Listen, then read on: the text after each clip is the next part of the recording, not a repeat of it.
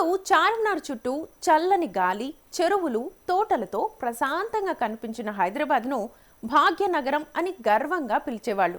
కానీ ఇప్పుడు కాలం మారింది, నగరం పెరిగింది. దీంతో పాటు సమస్యలు కూడా పెరిగాయి. నేడు హైదరాబాద్ పేరు వినగానే అభివృద్ధితో పాటు కాలుష్యం కూడా గుర్తుకొస్తోంది. వాహనాల సంఖ్య విపరీతంగా పెరగడం, ఎక్కడ చూసినా నిర్మాణ పనులు, పరిశ్రమల నుంచి వెలువడుతోన్న పొగ, ఇవన్నీ కలిసి హైదరాబాద్ను దక్షిణ భారతంలోనే అత్యంత కాలుష్య నగరంగా మార్చేశాయి.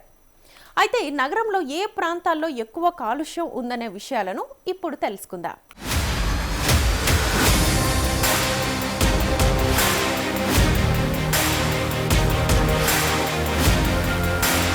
హైదరాబాద్లో వాయు కాలుష్య పరిస్థితి రోజురోజుకి దిగజారుతోంది. దేశ రాజధాని ఢిల్లీ, ముంబై వంటి పెద్ద నగరాలతో పోలిస్తే మన నగరంలో గాలి నాణ్యత కొంచెం మెరుగ్గా కనిపిస్తోంది.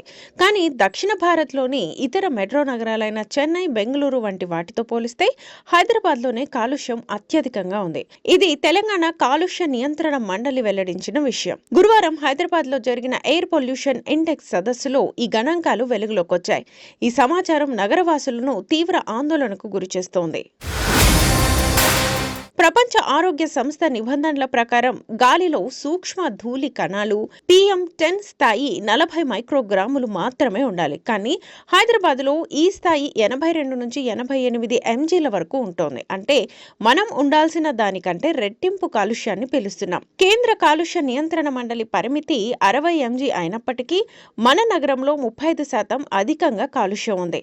ఇది మన గాలి ఎంత విషపూరితమైందో స్పష్టంగా చెప్తోంది. గత ఏడాది హైదరాబాద్లో ఒక్క రోజు కూడా స్వచ్ఛమైన గాలి ఉన్నట్లుగా రికార్డులు లేవు. గాలి నాణ్యత సూచి కేవలం మధ్యస్థం లేదా సంతృప్తికరం స్థాయిలకే పరిమితమైంది. ఎప్పుడూ మంచి లేదా చాలా మంచి స్థాయికి చేరలేదు. ఈ ఏడాది జనవరి నెలలో PM10 స్థాయి గరిష్టంగా 105 mg వరకు పెరిగింది. ఇది నగర గాలిలో పెరుగుతోన్న విషతుల్యతకు స్పష్టమైన నిదర్శనం. శీతాకాలంలో మరింతగా పెరిగే అవకాశం ఉంది, ఎందుకంటే చలి కారణంగా ధూళి మరింత దట్టంగా ఉంటుంది. నగరంలో వాహనాల రద్దీ పెరగడం వల్ల కాలుష్యం మరింతగా తీవ్రతరమవుతోంది. అధికారులు 7 ప్రధాన ప్రాంతాలను కాలుష్య హాట్స్పాట్లుగా గుర్తించారు. వాటిలో ఖైరతాబాద్, కోటి, జీడిమెట్ల, BHEL, అమీర్పేట, నాంపల్లి, చార్మినార్, మెహదీపట్నం, హైటెక్ సిటీ, కూకట్పల్లి, సికింద్రాబాద్, సైనిక్పురి, ఎల్బీ నగర్, కోటి ఉన్నాయి. ఈ ప్రాంతాల్లో ట్రాఫిక్ జామ్లు సాధారణం. వాహనాల నుంచి వచ్చే పొగ మరింత కాలుష్యాన్ని సృష్టిస్తుంది. PCB అధికారులు ఈ ప్రాంతాల్లో గాలి నాణ్యతను మెరుగుపరిచేందుకు ప్రత్యేక చర్యలు తీసుకోవాలని సూచిస్తున్నారు. కాలుష్యం పెరగడానికి వాహనాలు మాత్రమే కారణం కాదు. నగర శివార్లలో జరుగుతున్న నిర్మాణ పనులు కూడా పెద్ద సమస్య. రోడ్లు, భవనాలు, మెట్రో ప్రాజెక్టులు ఇవన్నీ ధూళిని పెంచుతున్నాయి. అలాగే పరిశ్రమల నుంచి వచ్చే ఉద్గారాలు మరో కారణం. హైదరాబాద్ చుట్టూ ఉన్న ఇండస్ట్రియల్ ఏరియాల్లో ఫ్యాక్టరీలు విడుదల చేసే పొగ, రసాయనాలు గాలిని మరింతగా కలుషితం చేస్తున్నాయి. ఈ కారణాల వల్ల PM10 స్థాయి మరింతగా పెరుగుతోంది. ఈ కాలుష్యం మన ఆరోగ్యంపై తీవ్ర ప్రభావాన్ని చూపిస్తుంది. PM10 స్థాయి పెరగడం వల్ల శ్వాసకోశ వ్యాధులు, ఊపిరితిత్తుల సమస్యలు తలెత్తుతాయని వైద్యులు హెచ్చరిస్తున్నారు. ముఖ్యంగా పిల్లలు, వృద్ధులు, ఆస్తమా రోగులు మరింత ప్రమాదంలో ఉంటారు. రోజురోజుకి ఆసుపత్రుల్లో శ్వాస సంబంధిత రోగుల సంఖ్య పెరుగుతోంది. దీర్ఘకాలంగా ఇలాంటి గాలి పీల్చడం వల్ల గుండె జబ్బులు, క్యాన్సర్ వంటి తీవ్ర సమస్యలు కూడా రావచ్చు. ఇది కేవలం వ్యక్తిగత సమస్య కాదు, నగర ఆరోగ్య వ్యవస్థపై తీవ్ర భారం పడుతోంది.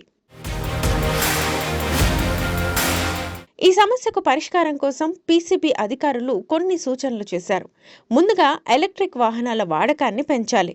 పెట్రోల్, డీజిల్ వాహనాలు కాలుష్యానికి ప్రధాన కారణం కాబట్టి ఈవీలకు మారడం ద్వారా పొగ తగ్గుతుంది.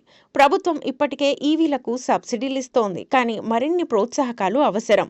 వాటర్ స్ప్రింక్లింగ్, కవరింగ్ వంటి చర్యలు తప్పనిసరి చేయాలి. మూడోది, పరిశ్రమల్లో ఉద్గారాల నియంత్రణకు కఠిన నిబంధనల్ని అమలు చేయాలి. అలాగే నగరంలో మరిన్ని చెట్లను పెంచాలి. ఉద్యానవనాలు, ట్రీ ప్లాంటేషన్ చేయడం ద్వారా గాలి స్వచ్ఛమవుతుంది.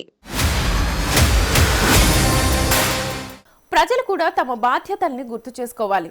కార్ పూలింగ్, పబ్లిక్ ట్రాన్స్పోర్ట్ వాడకం, వ్యర్థాలు కాల్చకపోవడం వంటివి చిన్న చర్యల ద్వారా పెద్ద మార్పు వస్తుంది. హైదరాబాద్లో ఇప్పటికే మెట్రోలు, బస్సులు వంటి సదుపాయాలు ఉన్నాయి. వాటిని మరింతగా వినియోగించుకోవాలి. రాబోయే రోజుల్లో ఈ చర్యలు తీసుకోకపోతే గాలి నాణ్యత మరింతగా పడిపోయే ప్రమాదం ఉంది. చివరగా హైదరాబాద్ను మళ్లీ భాగ్యనగరంగా మార్చడం మన చేతుల్లోనే ఉంది. ప్రభుత్వం, అధికారులు, ప్రజలు అందరూ కలిసి పనిచేస్తే గాలి స్వచ్ఛత సాధ్యమే. ఇది మన భవిష్యత్తుకు సంబంధించిన హెచ్చరిక. ఇప్పుడు చర్యలు తీసుకుంటే రేపు మన పిల్లలు స్వచ్ఛమైన గాలిని పీల్చుకోగలరు.